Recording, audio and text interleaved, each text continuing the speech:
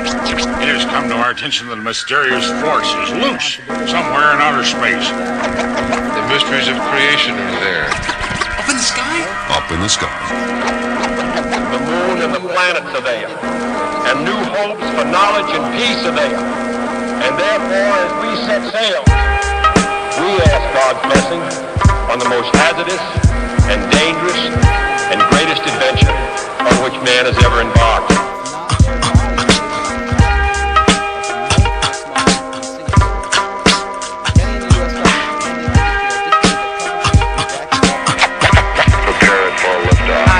Lord and master shall bring disaster to evil factors. Demonic chapters shall be captured by kings. And we're back. Very quickly, I wanted to cover for you a new not-for-profit in town we have called Our Northbridge. A specific division of that is Helping Hands. Helping Hands is run by Randy Bragdon. She's at 101 Church Street in Whitensville every Monday from 10 to 3:30. She collects and distributes baby items, things like diapers, wipes, toys, important items that mothers need to raise their children, in addition to clothes for young mothers as well. Really a tremendous, tremendous way to give back to your community. Please consider helping out Randy.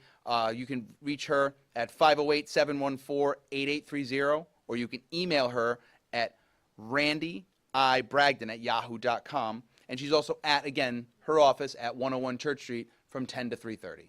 We'll be right back.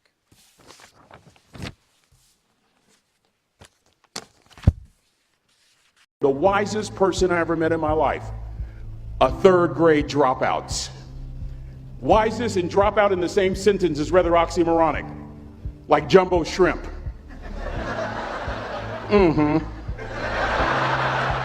Like fun run, ain't nothing fun about it. Like Microsoft Works, y'all don't hear me.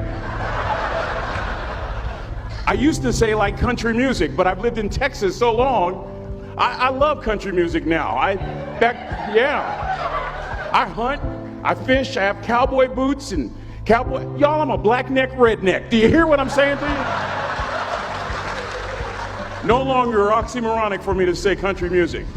And it's not oxymoronic for me to say third grade and dropout. That third grade dropout, the wisest person I ever met in my life, who taught me to combine knowledge and wisdom to make an impact, was my father. A simple cook. Wisest man I ever met in my life. Just a simple cook. Left school in the third grade to help out on the family farm, but just because he left school doesn't mean his education stopped. Mark Twain once said, "I've never allowed my schooling to get in the way of my education."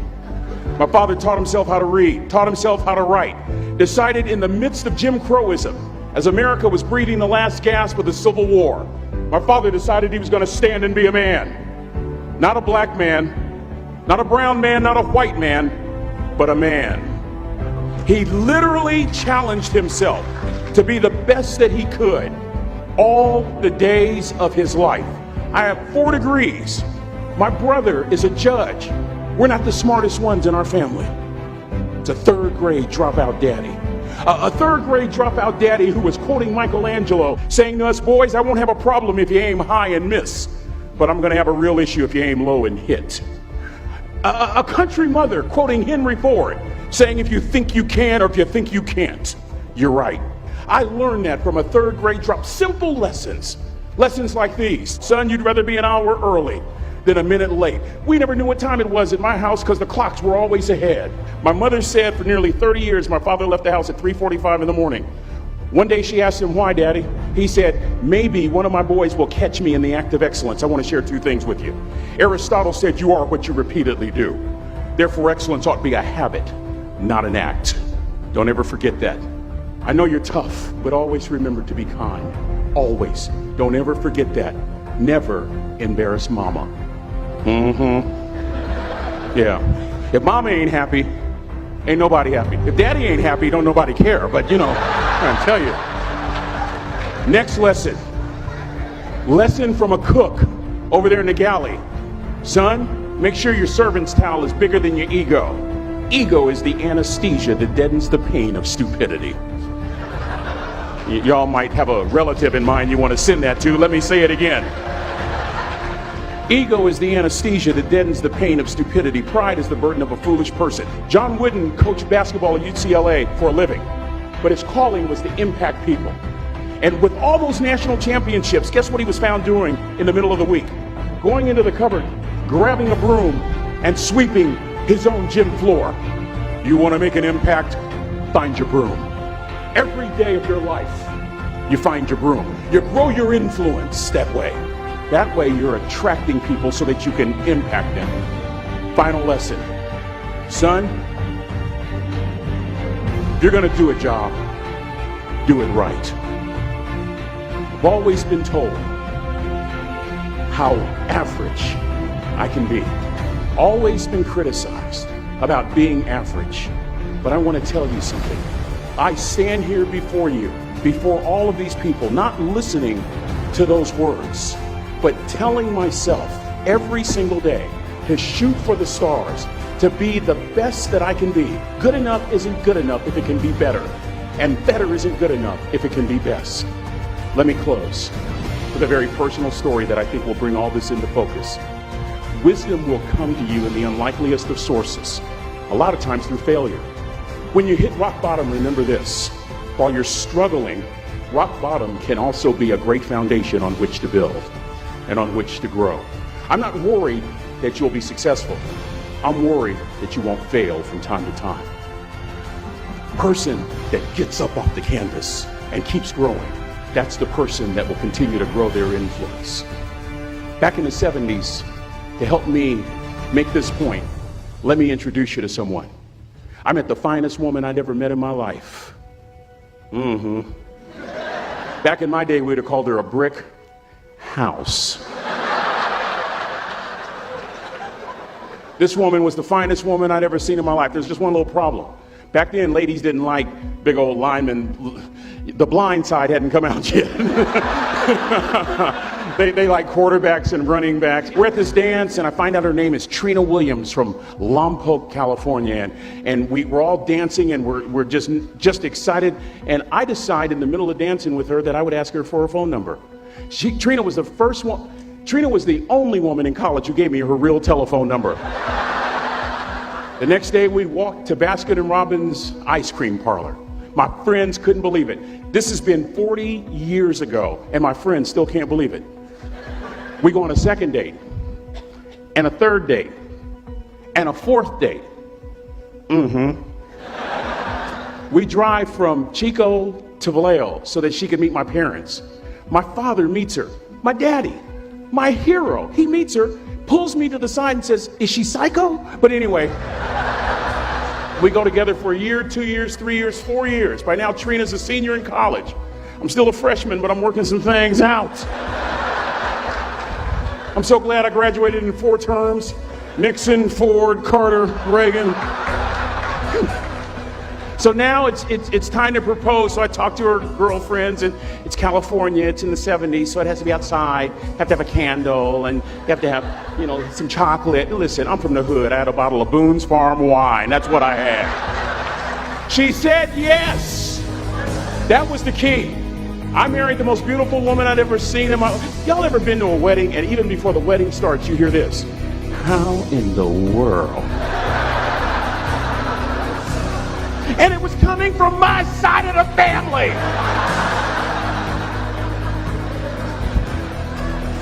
We get married, we have a few children, our lives are great. One day, Trina finds a lump in her left breast. Breast cancer. 6 years after that diagnosis, me and my 2 little boys walked up to Mommy's casket. And for 2 years, my heart didn't beat. If it wasn't for my faith in God, I wouldn't be standing here today. If it wasn't for those 2 little boys, there would have been no reason for which to go on. I was completely lost. That was rock bottom. You know what sustained me? The wisdom of a 3rd grade dropout. The wisdom of a simple cook. We're at the casket. I'd never seen my dad cry. But this time I saw my dad cry. That was his daughter. Trina was his daughter, not his daughter-in-law. And I'm right behind my father, about to see her for the last time on this earth. And my father shared 3 words with me that changed my life right there at the casket. it would be the last lesson he would ever teach me. He said, son, just stand. You keep standing. You keep standing, no matter how rough the sea, you keep standing. And I'm not talking about just water. You keep standing. No matter what, you don't give up. And as clearly as I'm talking to you today, these were some of her last words to me. She looked me in the eye and she said, it doesn't matter to me any longer how long I live. What matters to me most is how I live. I ask y'all one question, a question that I was asked all my life by a third grade dropout. How you living? How you living? Every day ask yourself that question, how you living? Here's what a cook would suggest you to live this way. That you would not judge, that you would show up early, that you'd be kind, that you'd make sure that that servant's towel is huge and used, that if you're going to do something, you do it the right way. That cook would tell you this, that it's never wrong to do the right thing, that how you do anything is how you do everything. And in that way, you will grow your influence to make an impact. In that way, you will honor all those who have gone before you, who have invested in you. Look in those unlikeliest places for wisdom. Enhance your life every day by seeking that wisdom and asking yourself every night, how am I living? May God richly bless y'all. Thank you for having me.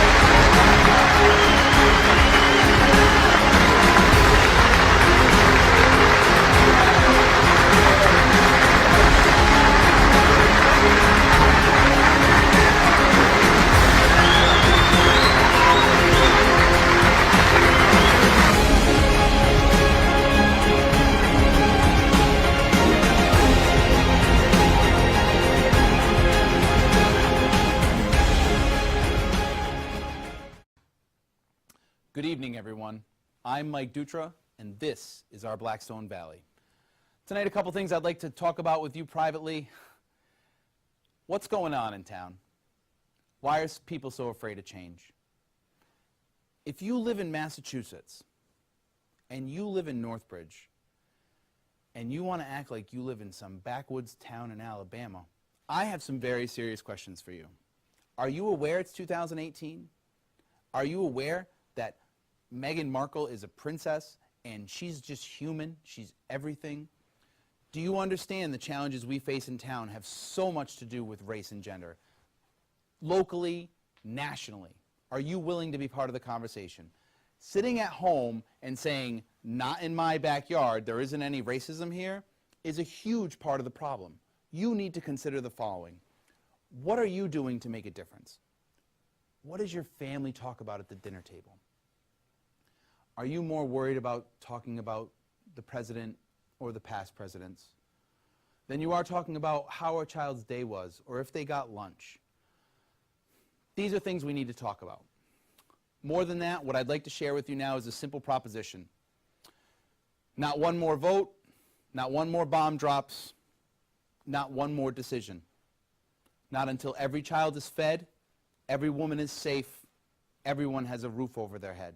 And then we can get right back to dropping bombs on each other. But first, can we stop acting like we live in a cave?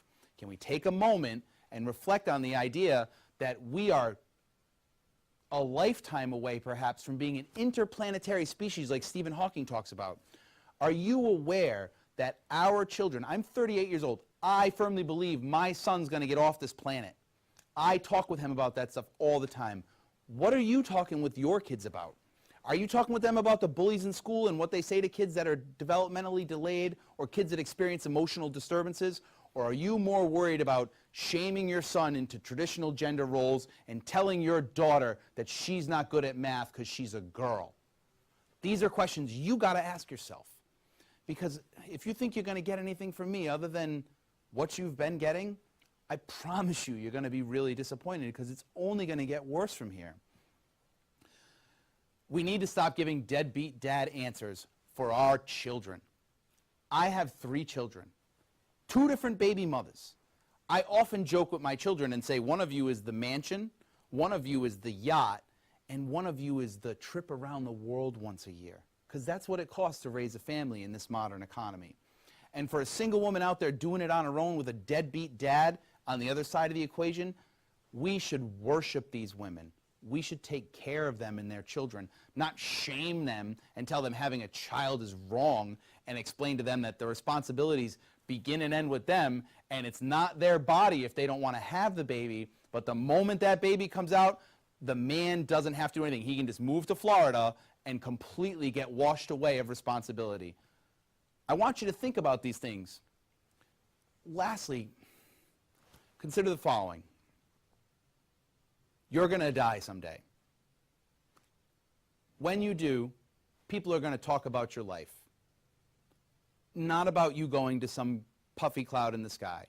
They're going to talk about the things you did, the things you wish you did, the people you loved, the people that loved you.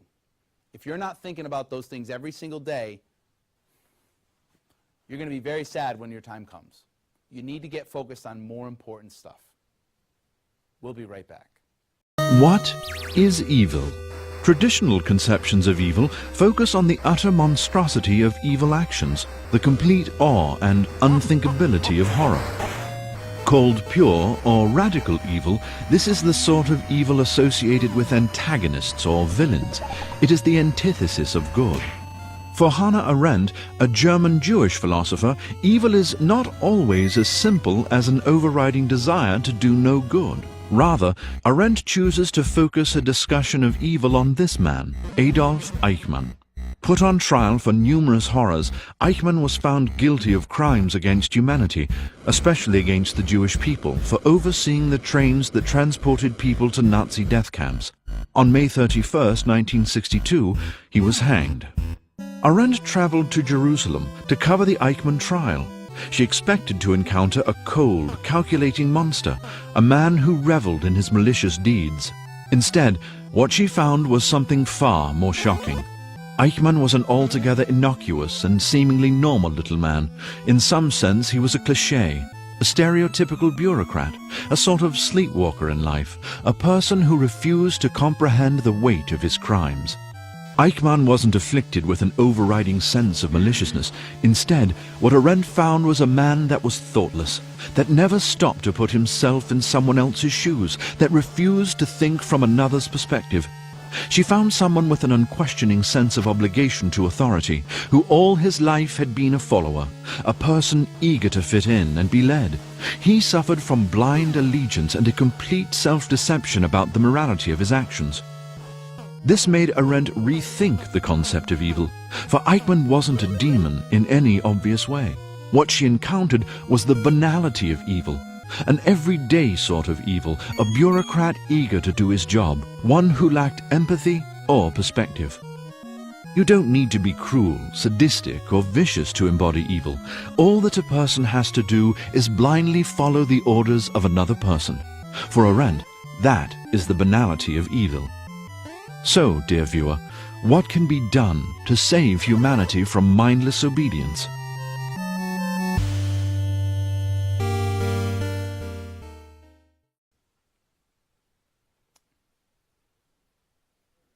Good evening, everyone, and welcome back. I'm Mike Dutra, and this is our Blackstone Valley. I'm going to talk next with you about the peculiarities of the Confederate Yankees, a great write-up that one of my friends turned me on to that couples against something I've talked with you about before called fake patriotism.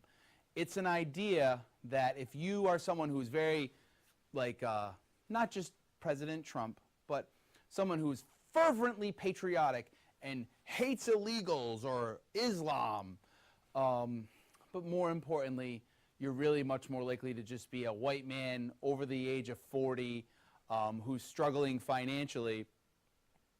These are the questions we got to start asking ourselves. If you're trying to use the American flag to attack refugees, which are women and children without a nation, I have a big problem with that.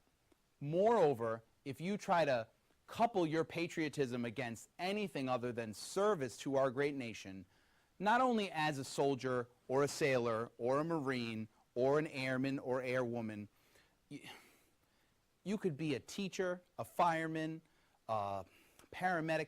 There's so many things we need in America. But if you work at Speedway and you have on a Make America Great Again hat, I have a problem with it. And here's why. Patriotism, the whole idea of nationalism, stems back to the citizen soldier. People that are fiercely patriotic about their country are people willing to fight and die for that country.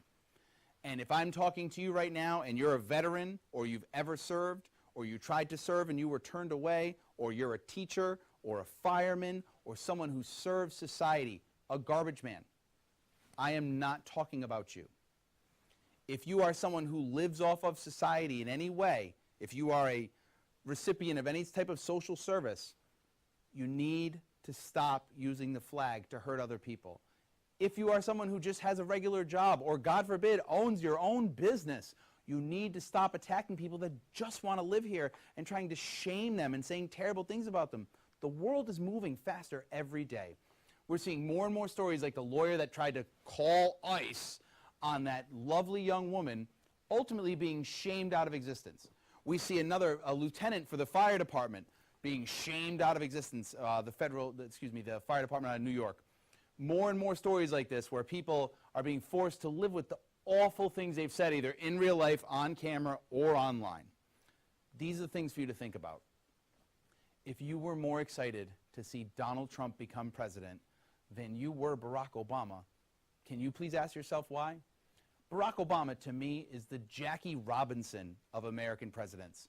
He will go down in history, perhaps not as the greatest baseball player ever or greatest president ever, perhaps someday in the future, not even the greatest African-American president. Oprah, if you're watching, please run. Please, Oprah, we all love you. Give us all cars and books. I'm kidding. Oprah, run. You can stand up to this guy. But getting back to the point of the Jackie Robinson of presidents, Barack Obama certainly faced death threats and racism, not only himself, but his wife and 2 little girls. You want to talk about real bravery? I say former President Barack Obama is one of the bravest people alive in America today. He took a great risk trying to make the world a better place, trying to bring people health care, which if you look at the way the world is right now, we've got even more serious problems than health care. The school shootings, what happened in Santa Fe, I'm not going to shame anybody. But if you have guns on your Facebook, if you're on Facebook doing crazy NRA stunts, taking pictures of yourself with tons of weapons, if you're a Trumper who uses Make America Great Again to try to Islamophobe or homophobe or attack other races, if you're a white nationalist, if you're any of these things, you need to leave America now. We don't want you here. We would much rather have people from the caravan who've come all the way up from El Salvador trying to make their families' lives better than have you. We don't need hatred in America. We need answers. Coming up, I'm going to actually be with my friend Giovanni Frosci, who's a candidate for governor in Rhode Island. Amazing self-made man. Someone you're going to want to hear his story.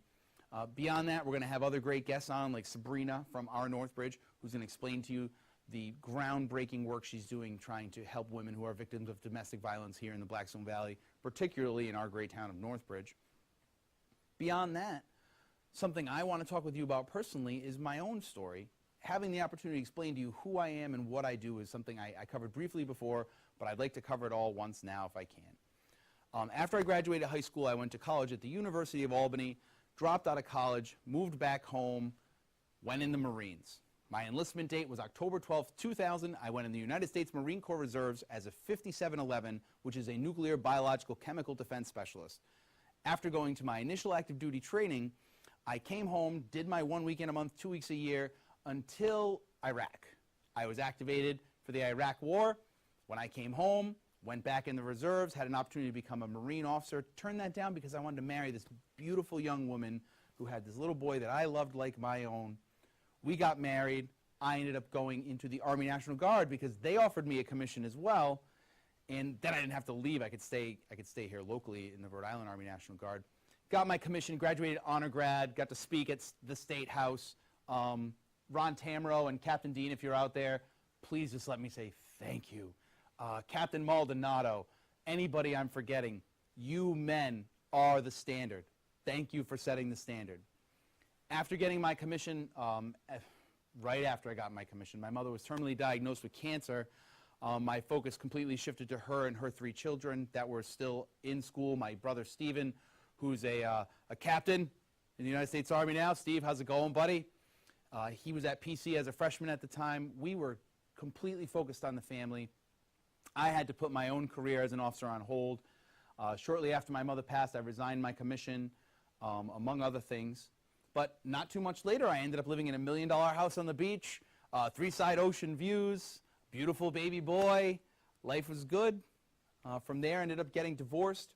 Got a little condo at a place called Kirkbrae Country Club for a while. From there, bought a house in our beautiful town of Northbridge. I live in the 01588 up in the hills. Absolutely love it there. Anybody who lives in my neighborhood knows I have lots of kids. I don't keep the cleanest yard. I don't cut my grass as much as I should. But I try really hard to be neighborly and do important stuff, like keep especially the front yard really nice. Stuff we really want to be more focused on as a town. We need to start having these open conversations of, well, what's the most important thing in town? If you think how long you lived here is more important than how you behave, I feel like we need to talk more, a lot more. It doesn't matter if your great-great-grandfather landed on Northbridge Rock or landed on Rockdale. You have no more rights than a person who just moved here that just took up residency. We are exactly the same people. We live in a little town in Massachusetts outside of Boston. A lot of people are moving here commuting to Boston, and this weird backwoods Confederate Yankee stuff ended the day I came forward and outed school committee chairman like Mike LeBrasser. We all know that. The town's going in a new direction. It's time for change. Something we're all going to have to look into is I was written in for 2 positions in elected office in town. We're going to be talking about that probably in the coming weeks. I'm going to a selectmen's meeting to find out exactly how that works. Something else you'll want to know is the not-for-profit I'm still involved with is very interested in pulling papers on every vacant position in town during the next election. Congratulations on the 2 votes. Voting no on 1. I want to send a special thank you to everyone who showed up and voted, people that I went and knocked on their doors and said, please go vote, and you did. Thank you so much. Getting the Community Preservation Act passed was a landmark win for common sense town management. We need to keep Northbridge green. I didn't move here to move to Shrewsbury. I moved here because this is the heart of the Blackstone Valley. This is the most beautiful place I've ever lived, and I've lived a few places. West End Creamery is my favorite place to take the kids. Fopama Farm is probably one of the most amazing things I've ever seen that I get to live close to. Why don't we talk about that stuff more? Why don't we talk about the corruption we face in town on one side, but more importantly, how we have this amazing, amazing town full of all these people that really love it here. And if we can focus on cleaning up D Street and I guess Main Street in Rockdale, or just really like, Rockdale proper and the Commons, this is going to be one of the most desirable places to live, I'll say, in America. Why can't we have solutions-based conversations? Why does it always have to be a conflict where people like me come forward and are identified as high-profile residents simply because I know how to carry on a conversation with somebody and say, well, I love you, but I respectfully disagree. A lot of other people in town have taken a very different position where I don't love you, I hate you, and if you disagree with me, I'm going to send internet trolls after you or stuff like that, and I don't agree with that. Let me tell you why. If you're so sure in your position, argue your position. Some of the greatest debates in American history have happened with 2 people who fervently felt they were right. The Supreme Court talks about this all the time. Ruth Bader Ginsburg is probably one of the smartest women walking the earth today. She debates people all the time, trying to understand her decisions before she votes, before she decides as a Supreme Court justice. Justice Scalia, God rest his soul, but before he went, made brilliant orations and arguments on either side of either argument, simply trying to help people understand where we were as a country. One of the things I want to touch on as well is healthcare.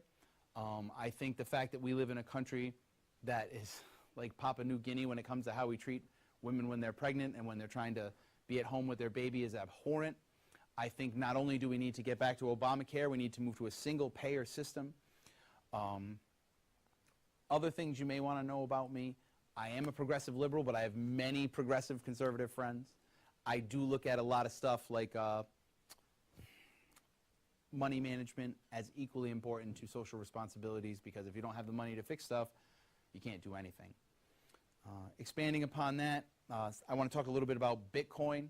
If you read about modern money mechanics, which is something that's been written by the Federal Reserve, it talks about velocity. Velocity has to do with inflation. It means the more money that gets into circulation, the faster money moves, the less it becomes worth. So what I'm proposing to you is every time some young man or woman that's flat out brilliant invents the next Bitcoin, every dollar we have becomes worth less than it was before. We'll be right back. Hi, it's Guy Kawasaki, and in today's episode of Wise Guy, we're going to talk about how to start a company.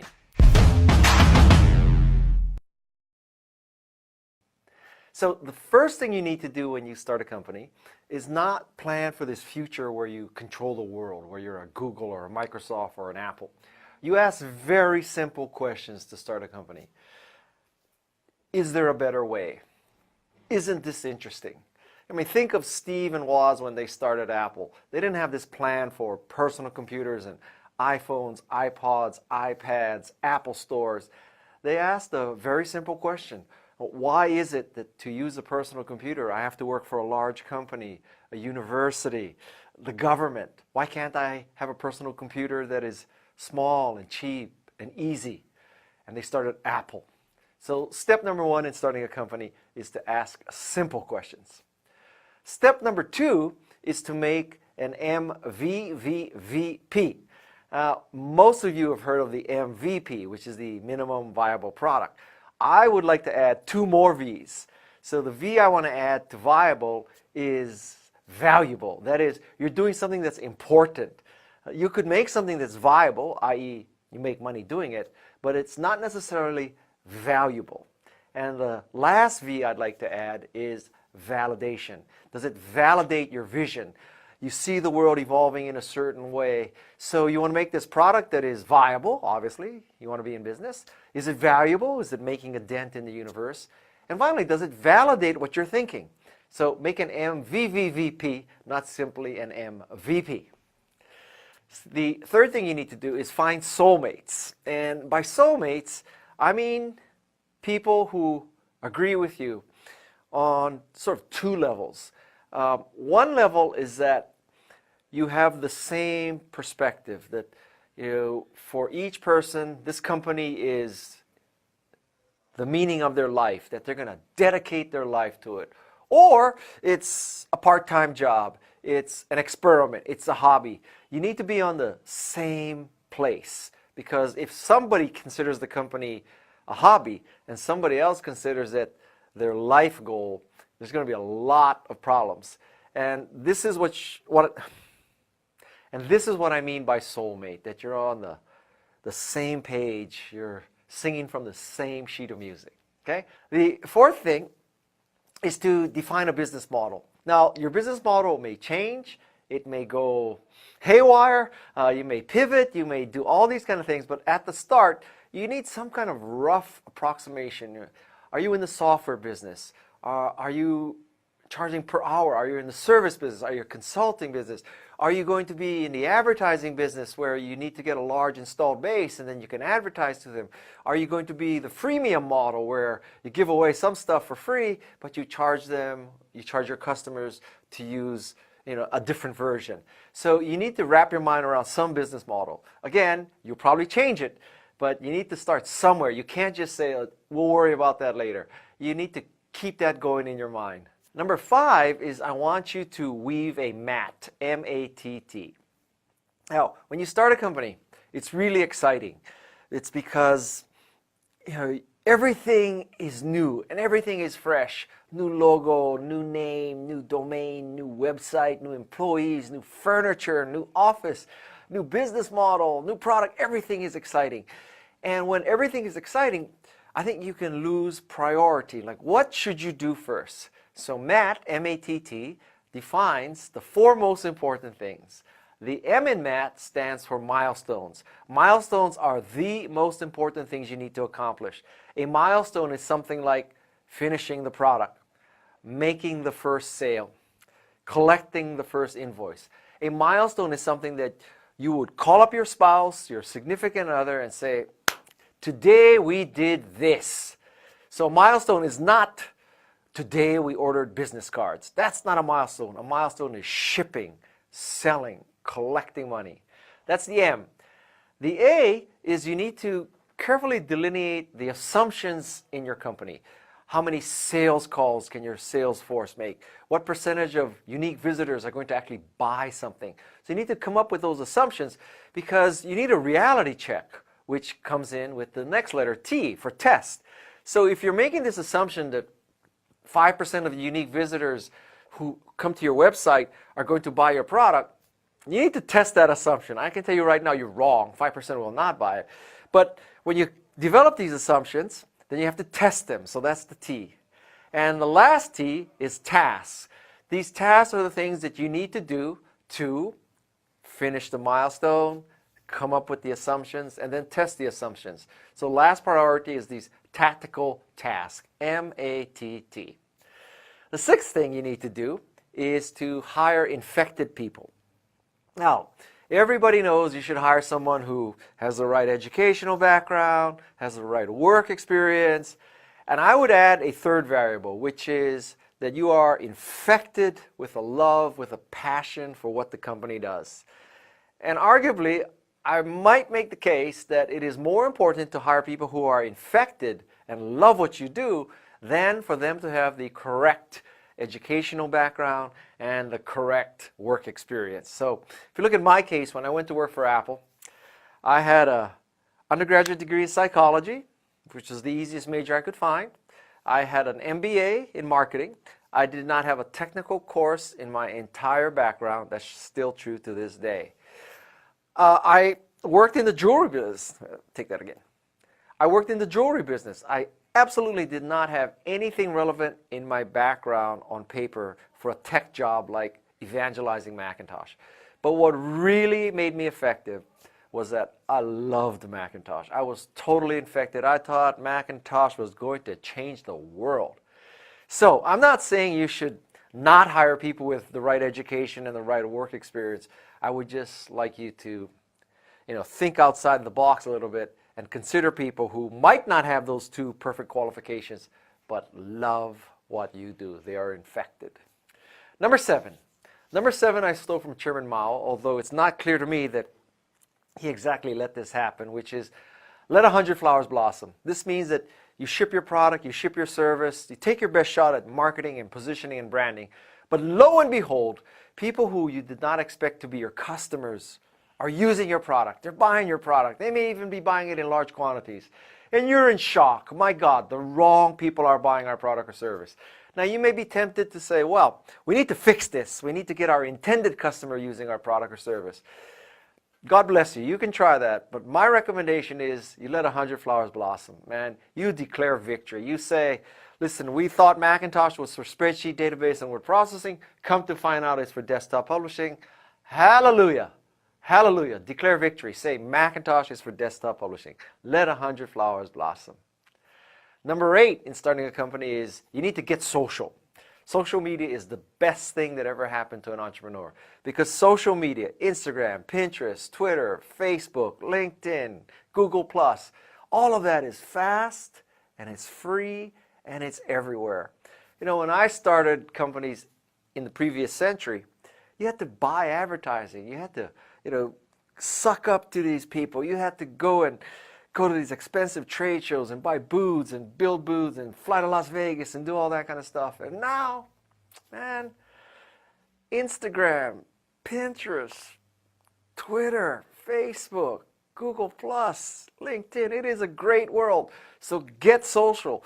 From the moment you decide to start a company, start building your social media platform. Because it usually takes a year to ship anything. And in that year, you can't just be engineering. You also have to be social media. You want to have a large social media platform on the day you ship. Okay, so that's number 8. Number 9 is to enable people to test drive your product or service. Basically, you're saying to people, I think you're smart. And because I think you're smart, I'm not going to bludgeon you into becoming a customer. Instead, I'm going to let you try this Macintosh, try this piece of software, try this service, and then you conclude. It's basically saying to people, I think you're smart, and because I think you're smart, I'm not going to try to bludgeon you into becoming a customer. I'm going to provide you with information, and then you decide. The last thing, the 10th thing is, don't let the bozos grind you down.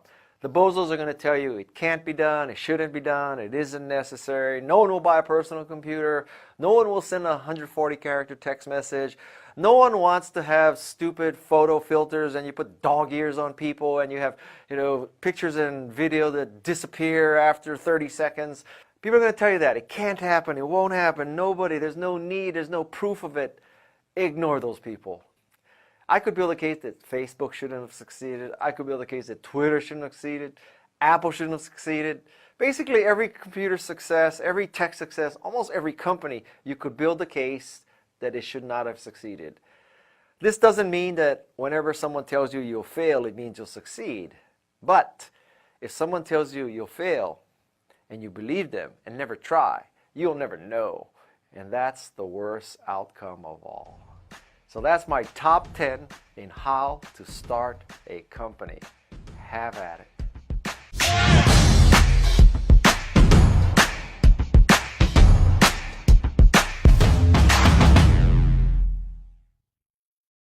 Take a minute to state the not-for-profit that I helped start in town called Our Northbridge, our mission statement. Our mission statement is as follows: feed the children, not just food, knowledge.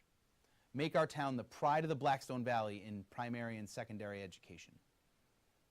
Secondly, clean up the streets, not just the litter, the economic challenges in the commons of Whitensville and in Rockdale, and establish a park and recreation department to protect and improve our public areas.